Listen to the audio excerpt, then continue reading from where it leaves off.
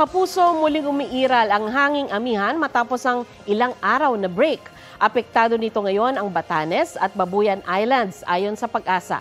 Kaya asahan ang maulap na kalangitan at mahihinang ulan sa mga nasabing lugar. Easterlies pa rin ang nakakaapekto sa iba pang panig ng bansa. Ngayong araw, nakapagtala ng 16.6 degrees Celsius na minimum temperature sa City of Pines, Baguio. 17.5 degrees Celsius sa Malaybalay, Bukidnon. 20 degrees Celsius sa Tanay, Rizal. 22.4 degrees Celsius naman ang minimum temperature ngayon sa Basco, Batanes. Habang 22.9 degrees Celsius dito sa Quezon City. Dahil hindi pa malakas ang amihan, magiging maaliwalas at mainit pa rin ang panahon sa maraming bahagi ng bansa.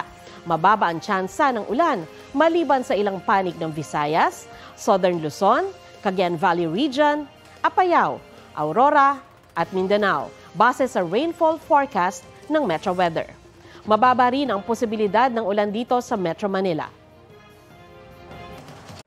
Kapuso, para laging updated sa lagay ng panahon, mag-subscribe sa GMA Integrated News sa YouTube.